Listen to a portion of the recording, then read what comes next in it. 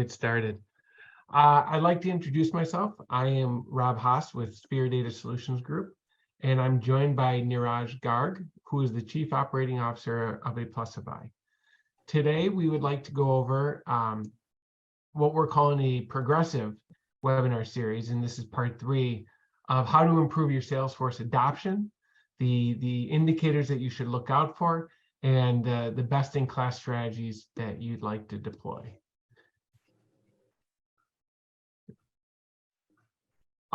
So starting out, as mentioned, this was a 3-part, we're on the 3rd part of this webinar series. And just to kind of recap the first and 2nd part, which you can go to on Aplusify's website. If you go to the webinar on demand section, you can actually pick up these 2 webinars and view them in their totality. But in part 1, really it was first focused on what is Salesforce adoption within an organization, and really how do you optimize for that? How do you take it from not only a team perspective, how do you take it from a process and procedure perspective to integration to full out rollout, which then led us into the part 2, which gets a little bit deeper into once Salesforce is in, how are you going to be able to optimize it? From a data standpoint, from a reporting standpoint, and really being able to optimize the health of the business, really leveraging the power of Salesforce, the data that you're pulling into it, the enablement that you're providing the team, and how does that apply to not only the day-to-day, but also the forward future looking aspect of the business growth. Neeraj, did you have anything you wanted to add to that? I think it was the last 2 webinars. I think it were more of a starting point where we actually dived more into what actually is Salesforce adoption, because most of the times we don't realize that just implementing Salesforce is just one part of the story. I think the main part of the whole crunch is how the users for which you have actually implemented Salesforce adopt to the new system, right? And what are the various factors which affect Salesforce adoption in terms of users, whether they actually like the system, they are involved in the adoption process or in the whole cycle of the implementation process. So I think we came across certain issues where which we should actually take care of when we are actually implementing the Salesforce within the organization, where we talked more about involving business users from different fields so that they feel that they're a part of the implementation process. And when the system is actually presented to them at the end, they don't take it as a surprise or a shock, but take it as a system which is going to help them and ease their work. So I think we talked about all these real-time issues, and I think they are pretty much day-to-day issues that we encounter with our customers as well, and we try to train them in how to actually move through their adoption process.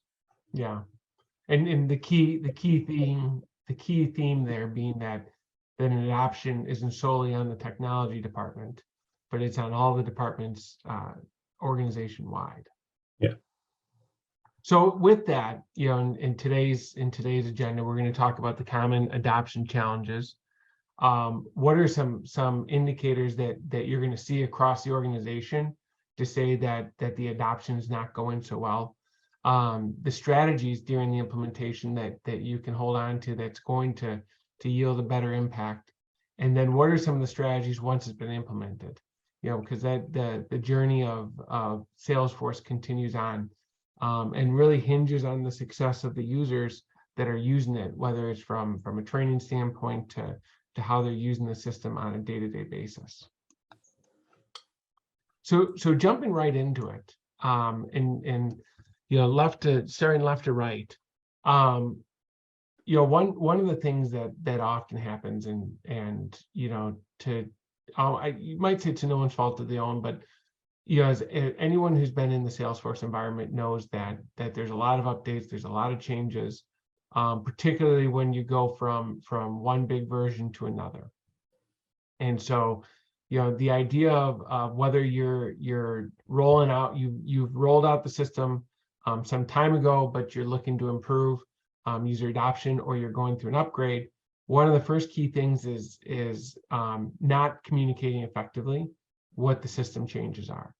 And that really starts with how people are going into the system, how they're using the system. It'll speak directly to the health of the data that's going into the system, because if there's a process and procedure that people should be following, but they're unaware, particularly if something has changed from one version to the other.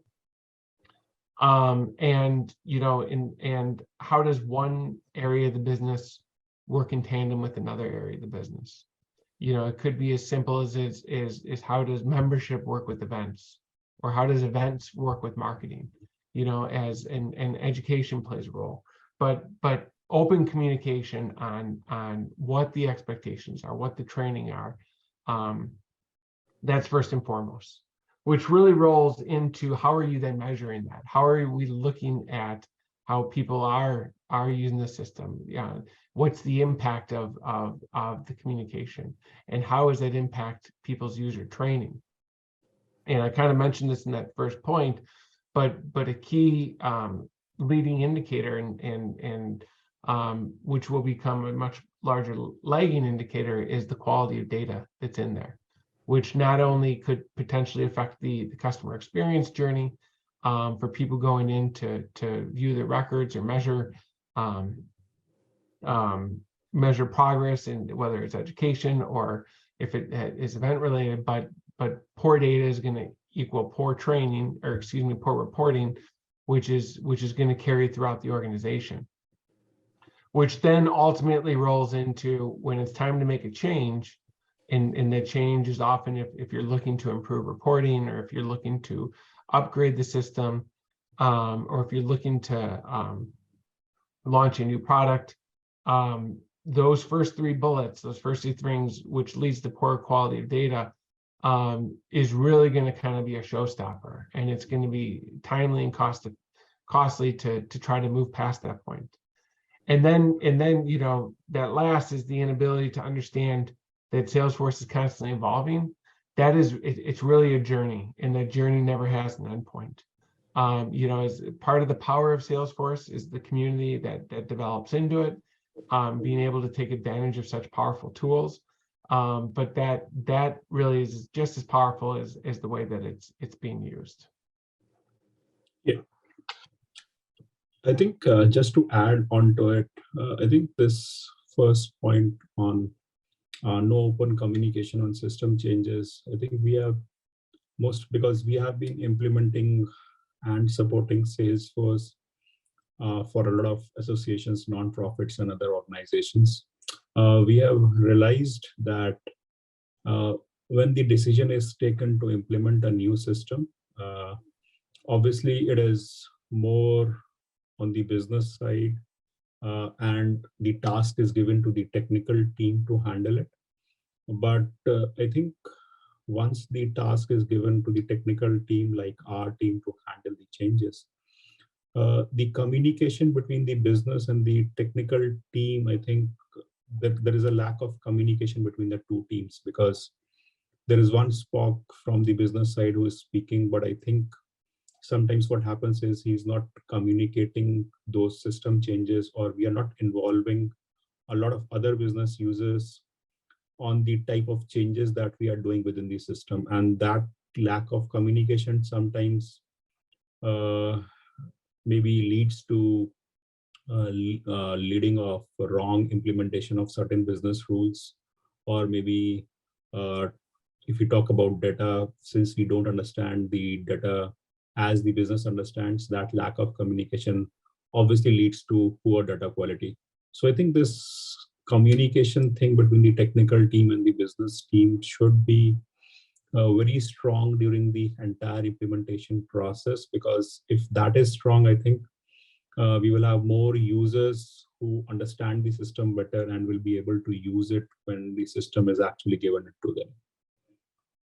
Yeah, absolutely. And sometimes you don't know exactly where to start, because it's that kind of that snowball effect. But once, if you can find the area to hit that pause button, kind of bring what we referred to in past webinars as that super admin group, and that's a representative from each department that it's almost train the trainer model, but they become that representative for the functional area and that subject matter expert. Once you hear where they're stuck, that's kind of using that pause point and then developing the go forward plan from there. So as we look at as some of the, if we were to say, we really want to understand what is going, one, if the adoption rate is low, if we're not finding a lot of success, how can we get those indicators quickly, to not let a lot of time pass, but also then these are we'll review our kind of three what we'll say is very impactful indicators, ones that if we can tackle these right out of the gate, we're gonna be able to not enforce, but encourage some quick change. And the first is as easy as they come to be able to review, but that's the login rates. And as Salesforce is sometimes construed as Salesforce is just meant for part of the organization, not the other parts, because of existing silos. Sometimes people want to work in different systems, particularly outside the system and spreadsheets. That this is an area where you're going to see when people are not logging in on a frequent basis. That's going to be an indication that people are working outside the system. And that's something that you're going to want to understand real quickly of one, why are they not logging into the system? And that's going to be a pillar of information right out of the gate. The second is the usage of an old spreadsheet. And that is, that's something that when we think about today's environment of data sharing, reporting, anytime that there's a reference of a spreadsheet, that tends to be already past real time. And so the information that they're working on, wouldn't necessarily reflect what the current environment is. And then you also have the challenge of, if someone did do an export or they're working off a spreadsheet that was sent outside the system, how are they updating that information back inside the system? Because you're likely going to be working off two data sets. And so just, I guess in my history, at least, often speaking, when you hear someone reference either SharePoint or Google Drive, Google Sheets, something to that nature, it means that you probably have two different types of working styles here, and understanding what people's what they're not getting from Salesforce and why they're not ultimately logging in to then managing the information in the system. And then the third is just the lack of regular updates that make it hard for managers or colleagues, team members, to be able to track progress. And that is really going to be reflecting in the reporting and the dashboards. And again, part of the power of Salesforce is real-time access to information. It's not necessarily lag indicators that says that once the month is over, you're looking back to see what performance looked like, but it's real time. It's meant to, as people, whether they're in a sales capacity, whether they're in a membership capacity, whether it has to do with event registration, marketing performance, all that, if it's not plugged in, where it can update on its own, not necessarily dependent of somebody uploading information manually, you're going to see these three things as these questions pop up. Why are they not logging in? Why are they working on spreadsheets? and why are there discrepancies in the reports? Those are three things that would be a big red flag.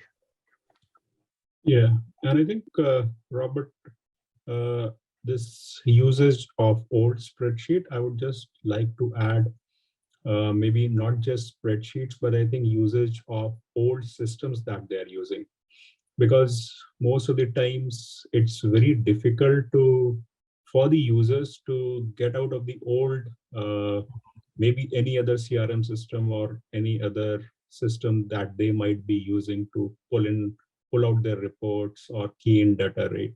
So I think that push of using the new system has to be driven right from the leadership level to the so it has to be driven from the top to the bottom rather than from the bottom to the top. Okay, I think the leadership team should drive the usage of the new system that has been implemented, because that decision of implementing the new system has costed the organization a lot of money. And if we really want to get the return out of it, the only way to do it is just make users adopt the system and get rid of the old system that they have been using. If I think the management or the senior leadership devise ways, or maybe form a team which regularly monitors the usage of the new system, and maybe take feedback from the employees, continuous feedback, that helps a lot. And we have seen a lot of improvement where there are separate teams who are actually monitoring these indicators and asking the users to use the system, and maybe asking them reasons on why they are not using it, and then rectifying it with the help of the business team and the technical team. So I think there should be a separate team who should monitor this usage of the system, because if we don't monitor it, says there would be maybe 10% users or 30% users who would be actually using the system. And then if only 30% people are using it and 70% people are not using it, then there is no point in implementing a new system, right? Your money is just a waste that you have spent on the entire process. Well, and in talking about the new environment, particularly in the world that we live in, data is the new currency in terms of being able to grow the business. And if you're working off of partial data, it makes it a lot harder to move initiatives forward. And that's to your other point. Salesforce is an investment. It's not. It's an all-in investment. It's something that as an organization, it's either all or nothing. There's really not that in between. Right. So then, as we look at key strategies during the implementation, we've outlined kind of what we would say are 4 best-in-class strategies, and the first one goes back to that whole communication, and it is critical, and I would just say from my own perspective, you always need a team leader. You need someone that's going to lead the project, but how that project gets divvied up, how the different departments interact with it. It's important that you don't that same person, and quite often I've seen it's a technology person.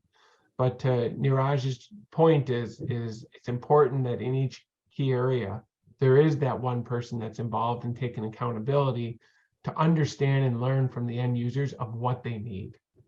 And from that point, you will run into an issue of how is the system built out of the box, the standard features. And to Neeraj's other point is that someone's very used to doing a certain process or procedure a certain way, or the way that your audience is used to seeing something. So you're going to get into, that will take you into other discussions around how the system's being used. But that baseline, that foundation, it's almost like you're building an internal business requirements document that says that this is the workflow. This is how each department uses it. This is how the data interacts. And actually, this is how This is how the data points flow back into the system. And really defining those data points by the end users is really important. And that really leads into that long-term Salesforce adoption strategy, which is what is, not to quote Stephen Covey, but starting with the end in mind, what are the key reporting outcomes that you want to understand?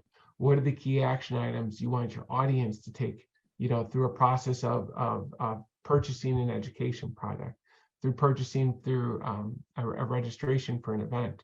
Or is it as simple as you've walled off some content on your website that you also want to be capturing user identity? There's a lot of different use cases, and each department is going to have their own very specific use case, and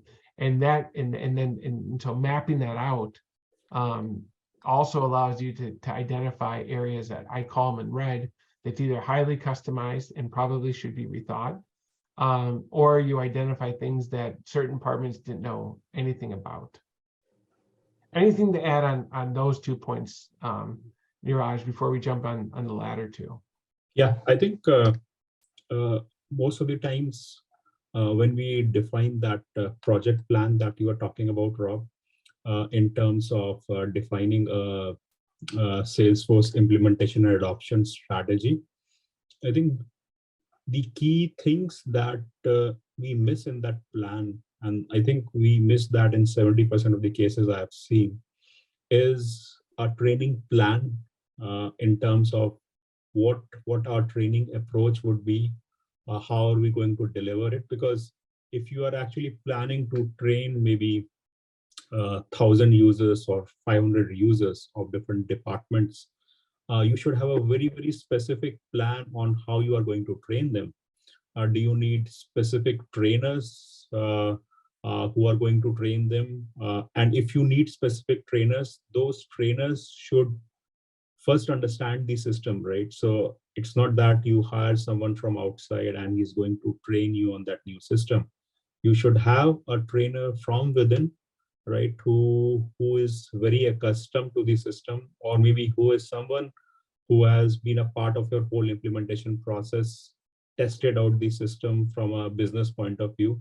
So an ideal trainer would be someone who is a business user, who knows the system well, and maybe then he trains other trainers, like you talk about training the trainers, right? So I think that training program should be well thought of before we implement the system. And obviously, as I talked about, once that training is done, there should be a separate process around how are we going to make sure that the reporting on the Salesforce adoption is proper. We can ask the technical team to maybe prepare certain reports that pull data and is sent across to different champions who actually monitor, like, what are the different areas which users are facing problems with in terms of adoption, and then just correct them out and make sure that users start using the system. And you actually bring up a really good point, and just something that I'd like to highlight from my past experience. And actually, what brought me to Aplusify is I used to work for an association called PCMA, and we had brought on Salesforce Fantiva, but no one actually internally had any experience with Salesforce and Fantiva. And through just through normal employee turnover, this was pre-COVID, we ran into the continuous issue of a specific team trying to get caught up on exactly how to not only absorb and learn the system, but then how do we train others. And that's where I had actually worked with Fantiva, who had introduced me to Aplusify, where they came on and I worked with them to actually train our trainers, because it is very specific to certain ways that you want to do something.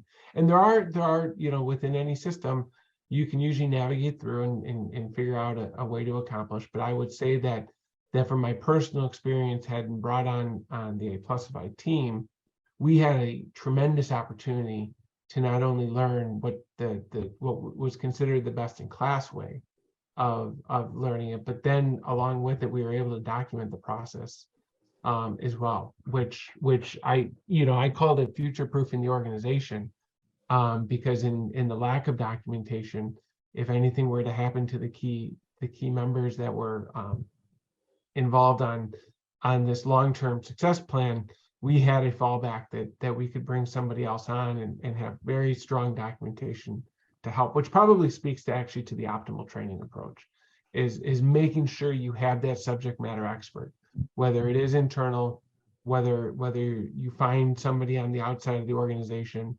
But again, don't take it just from the perspective of technology, because that was something that very often happens, but taking it, learning from the different departments. Yeah. And I think working with PCMA was a great experience on our side as well, Rob, because we learned a lot of things from the business point of view, and we were able to design the trainings along with your team in the fashion that suits the users well, right? Because I think when you are training, it has to be a collaborative effort rather than just the business side or the technical side. They have to collaborate. Correct. And the learnings that you actually get across the organization, we got smarter to how we did business, which ultimately improved the infrastructure that our audience interacted with, which made a better customer experience. And I could tell you just from the point that we had started working with Aplusify to when we were really integrated into it, I think our help desk ticket, time to react to our customers went down by days. Our normal help desk queue went from probably a couple dozen at any given time down to single digits. It really made that big of an impact. And then on that last, the user adoption across the organization was tremendous. And then everyone was speaking from one platform, as opposed to those managing off platform spreadsheets, or in the registration system itself, or in the LMS, because you have all these different platforms that everyone works with. So you have that opportunity to grab information from other places, but what really we want to drive towards is that single source of truth, and that is, what does Salesforce plug into? And hopefully the integration is with the most common platforms: your content management system, your learning management system, your community platform, and your events platform.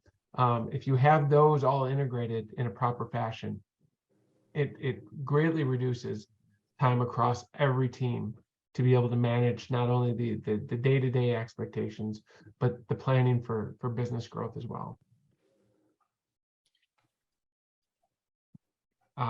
The next slide, we get into implement a clean data policy.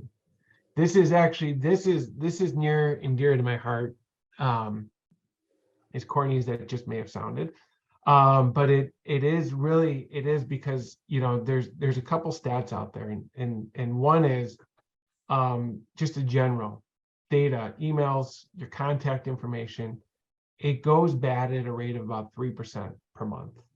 So if you are working in a system where people did nothing, and you were just kind of grinding through the day-to-day, and data was going in, but not a lot of checks and balances around it, very quickly you'll find that either your email deliverability rate's going to go down.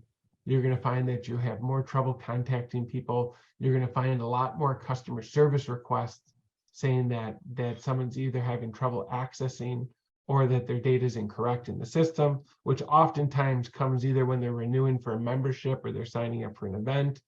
But the time spent on reactive things as opposed to being proactive goes up tremendously, and that has a rippling effect throughout the organization, because people will get frustrated. So in terms of running coming up with these processes and procedures that run these health checks on a regular basis, that is paramount to the future success of marketing, of growth of your audience, of retention, all of those. Neeraj, do you mind sharing just a few from your perspective, a few of the best practices around implementing a clean data policy?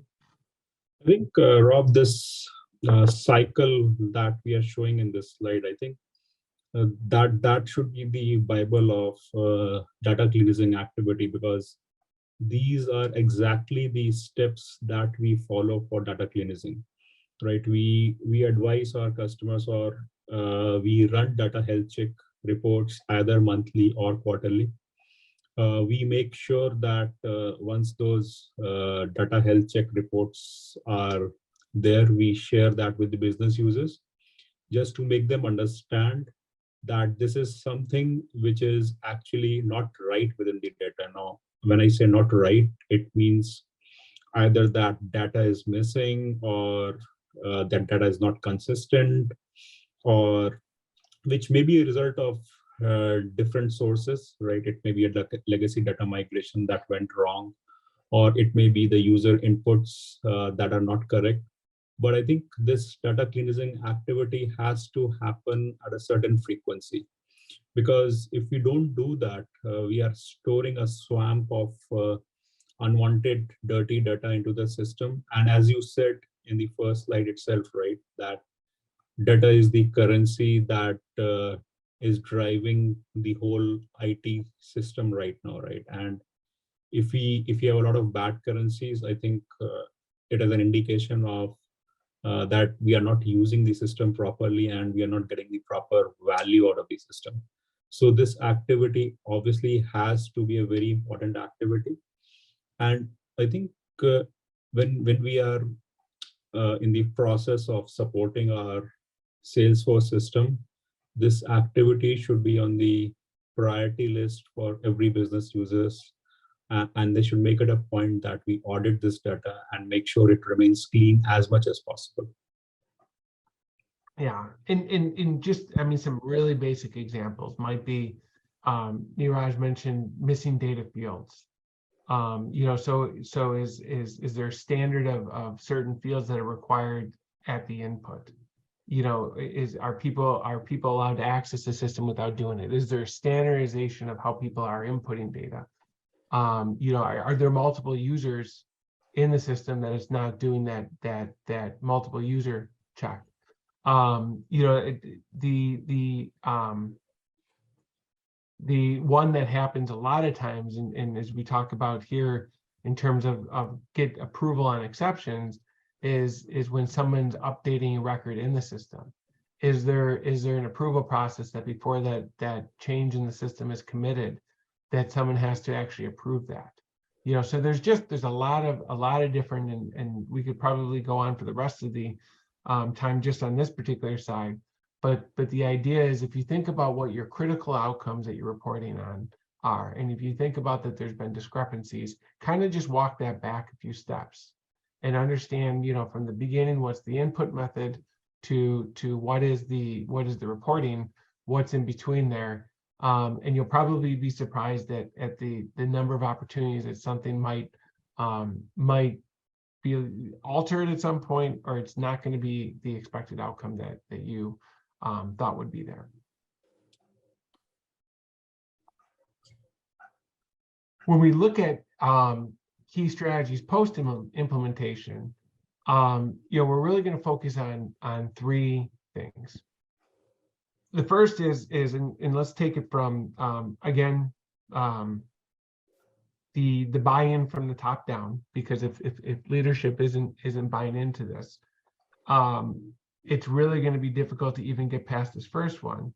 But as we think about what the most senior leaders are using the system for, and it's most likely logging in for reporting purposes, down to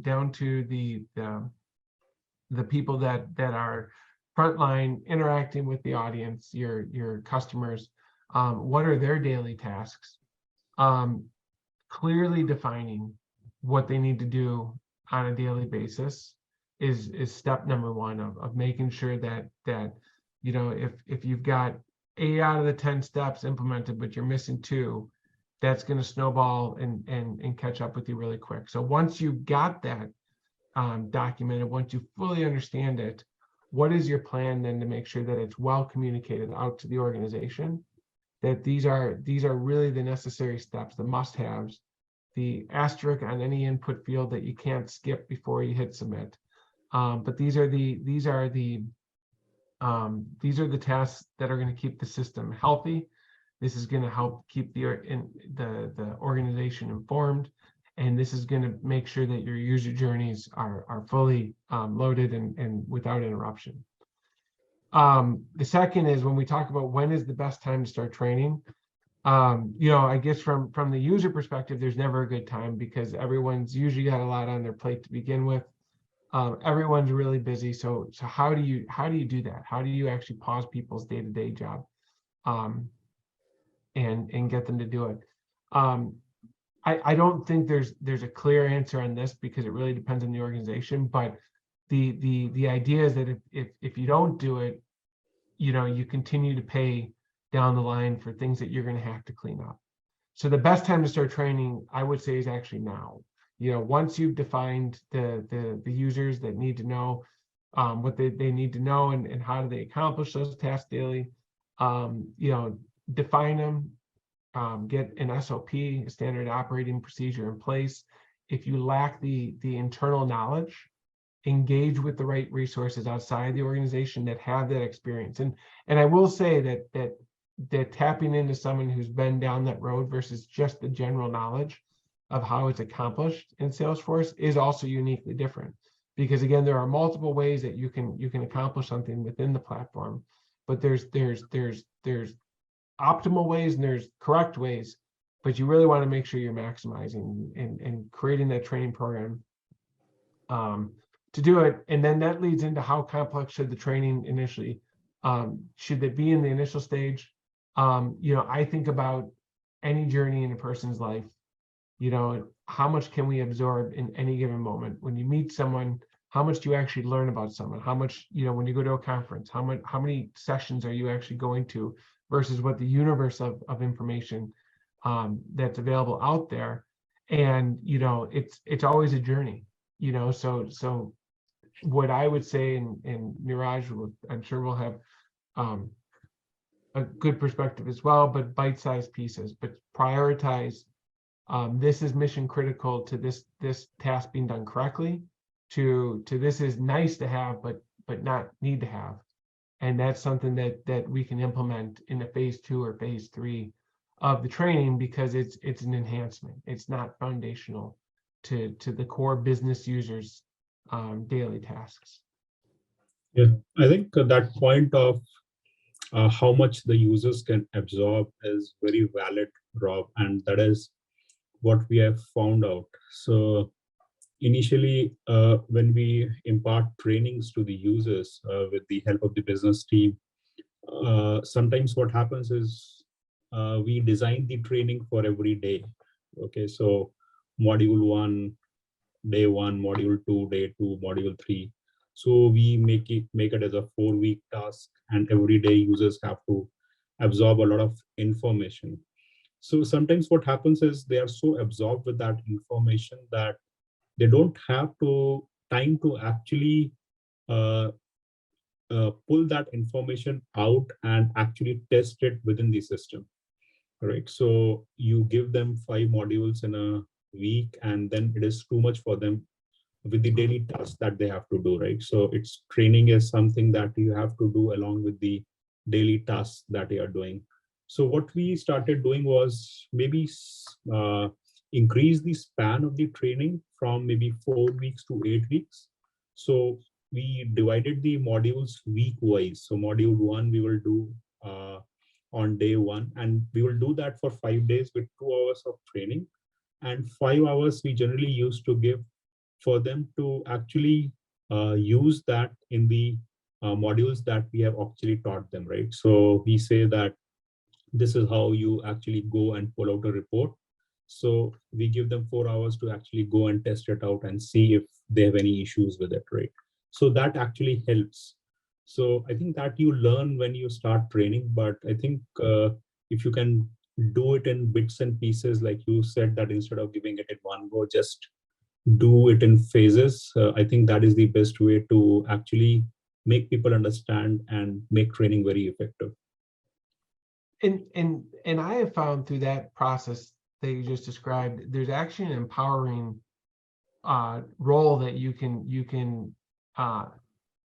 challenge your team with, and that is that, you know, the optimization of what we're doing is a continuous journey. Right. So through that training, they're going to learn things, you're going to learn things. Challenge a team with, come back with a better process. You know, can empower them to ask the question, why are we doing it this way? Because most likely in all the environments that we lived in, we are doing it this way because someone 3 jobs ago, you know, made a decision that this was the best procedure, and that was actually probably 6 systems ago. And so, you know, as processes and procedures carry forward, empowering your team to say, I want you to question why we're doing things. I want you to help me optimize to what we're doing. And, you know, it doesn't mean that we can suddenly turn the Titanic 90 degrees, but it does mean that over a course of 6 to 12 months, you know, because there's the reality that we have to balance what we are doing with system improvement, but, you know, keeping that list of constantly improving processes, that really, the team members are going to be much more engaged if they feel that they have a say to not only make their day-to-day easier for them, but know that they're actually making an impact to the organization. And I was always very, very quick to reward people, whether there's a monetary improvement or not, to be able to celebrate the numbers of hours saved. You know, that's something that has a very real payback to any organization. So, oh, I'm sorry. So then, as we look at really getting close to the end of this journey, evaluating the user feedback, I guess that actually kind of speaks to what I was just saying in terms of understanding how people are interacting and listening to them in terms of what is working, what isn't working, and why. But I think that actually does go back to telling someone that they are empowered within the system, and that this isn't while making sure that everyone's using it is a top-down initiative. While they're in it, making sure that they feel empowered is really critical. And so, you know, there's a simple way of sending out surveys, quick surveys. 3 to 10 questions, something that someone feels good, but giving them the opportunity immediately after training session to give that feedback, or have a mechanism in place that when they have something to submit, they are able to submit it. They're able to put some logic behind it, and divide it out. Is this beneficial to the internal customer, or is this beneficial to the external customer? Because there are 2 different realities that everyone lives in. And then, you know, once that information is submitted, once it's reviewed by, you know, what could either be the super admin committee group, it could be the executive leadership team. There's multiple ways to be able to do that, but go back to the group, let them know that they're heard, take this meaningful feedback, implement it into the organization, and that type of thing is contagious. All of a sudden, you're going to have a flood of good ideas that's going to come through that you never thought of before, and the productivity, I promise you, is going to go up like a hockey stick. Yep.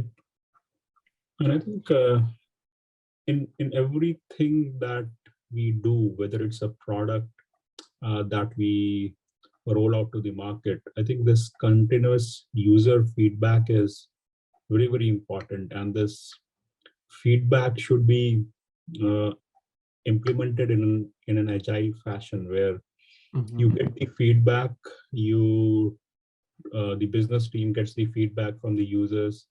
It creates tickets for the technical team based on the priority on what feedback has been given.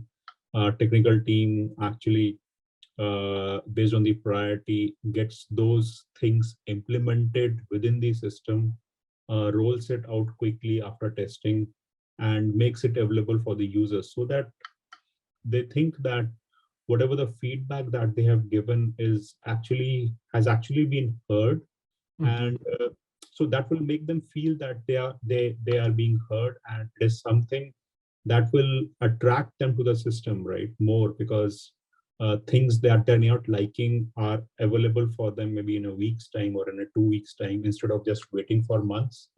So if we can implement this feedback with the help of the business team and the technical team quickly with a quick turnaround time, I think that would actually help in adopting the system in a better fashion, like it does with every other product, right? Where you don't like a thing, but if it actually gets corrected, you want to use it. So I think that cycle has to be a continuous feedback cycle and a continuous improvement cycle that should happen from both the ends. Yeah.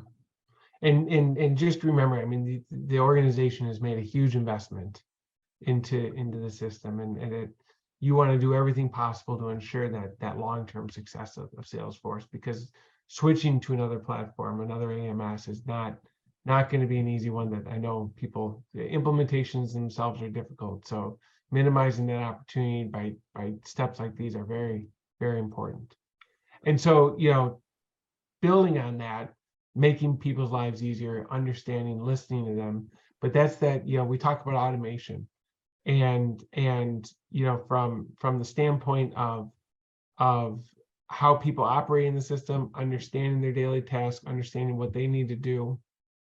There are a number of call it very sophisticated items in Salesforce, not items, but task automation. I'm searching for a different word that's escaping me right now, but the opportunity to make not only your internal team's life easier, but also your external audience, your customer journey's life easier through this type of automation. It's really important that if you're not aware of these, engage a subject matter expert.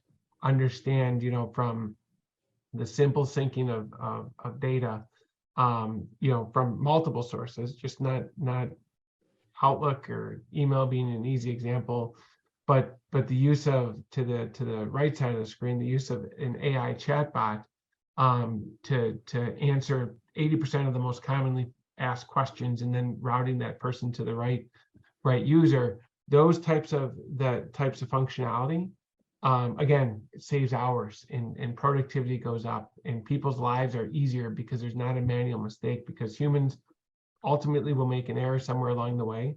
And these types of things ensure that your systems are running as fine-tuned as possible. Yep. And I think the key to success for any IT system is automation, because it obviously saves you time. Then you save on the manual errors that you get. And I think whether you talk about the data cleansing activity, or you talk about any integration process with Salesforce, or maybe syncing your data, everything has to be automated, because it has to run at a specific time and has to be processed fast. Like I was talking about that user feedback as well, right? So there should be a continuous deployment process at our end, a continuous release process, a continuous testing process. So if you need that continuous process, all these have to be linked, and they have to be automated through either some scripts at the back end, which keeps the ball rolling, and you are not dependent on any person to get that triggered off. So it should be an automated process that triggers off as soon as like your backup process, right? Whenever you are doing a sandbox refresh, or you are actually rolling out something new, this process has to be there. You should have to have a backup of your system to safeguard yourself. It should not be dependent on the person who is deploying it. It should be automated, so that you avoid all these kind of errors in sending wrong emails, or triggering up processes that are not required. So I think as long as we are able to automate these things, it's good for the members, good for the users, and adds an extra layer of security as well when you've automated things. And I think that just to automate your backup processes, this is that's a really important point. And I think that sometimes there's a misconception across the organization that if something lives in the cloud, it can never it's always going to be there. It can't be deleted. But that isn't the case. And I've been part of situations where someone has deleted something, and they say, well, can't you just pull it back? And unfortunately, no. So there is, there is that it goes back to part of the training and the SOPs that you put in place. But it's a very important note to highlight. And then, as we talk about the Salesforce as a digital transformation platform, this is really kind of building on, the last one, which referenced AI to be able to automate a qualification of a prospect. If you're not familiar with Einstein or the App Exchange, Einstein is a Salesforce AI engine within the platform. It can really advance some what might seem mundane processes, whether you're analyzing information, whether you're trying to identify the right audience. The opportunity to use it is endless. And then tapping into the App Exchange, where there are a lot of smart developers out there that spend a lot of time developing into the platform, which means that you have to do less custom development on your end, because there is likely a solution that integrates very well into Salesforce. And then as we look forward in terms of making sure that you're using the Lightning experience, making sure that you're using the tools that fit within the system, and then making sure that you're customizing the settings and the setup to make sure, and when we say customize, it's not develop new code, but it's making sure that you're pulling the right levers and switches to make sure that it's working in an optimal fashion for you. All very important, very critical, important parts as you look at how are you going to digitize the organization. Because ultimately digital transformation is a process, and it's something that a lot of people use the word, but it may have different meanings for a lot of different people. And I think, Rob, in the last 3 or 4 years, Salesforce has just evolved itself, not just as a CRM. We know it's a CRM, right? It started as a CRM. But I think the main point of this evolution of Salesforce is more that it has emerged and evolved as a digital transformation platform, where it sits at the core of any organization, and then provides ready-made APIs, or maybe connectors, as we call in Salesforce, which easily connects your maybe existing systems with Salesforce, so that data is flowing between your legacy systems and the new Salesforce systems that you have implemented. Because if there are no ready-made APIs, or Salesforce does not have connectors, then we will have a lot of silo systems in place, instead of one unified system which gives you a 360-degree view. So I think the main reason that Salesforce has evolved is more of its capability to set up itself as a digital transformation platform, where it easily integrates with any other system that you have. It may be QuickBooks that you are using, it may be NetSuite that you are using, or any other finance or accounting system that you are using, right? So, and a lot of systems or ERPs that are getting developed are actually getting developed on the Salesforce platform itself, using the same architecture. So I think if we have got Salesforce as a digital transformation platform, if we see it as a digital transformation platform, that increases a lot of scope in how we use the system exactly. And you touched on it. It's a unified record, that single source of truth. if there isn't an integration into Salesforce, you either probably want to evaluate, is this the right platform for our organization? Because that flow of data is really critical to how you do business and how you will do business in the future. And so that concludes the webinar today. And we're almost upon the hour, so we'd like to thank everyone for their time and attention during this webinar. If I would highly encourage you to, if you've not met with the Aplusify team previously, they're a wonderful team to work with. I've continued to stay engaged with them post PCMA for me because of the resource they've become for me.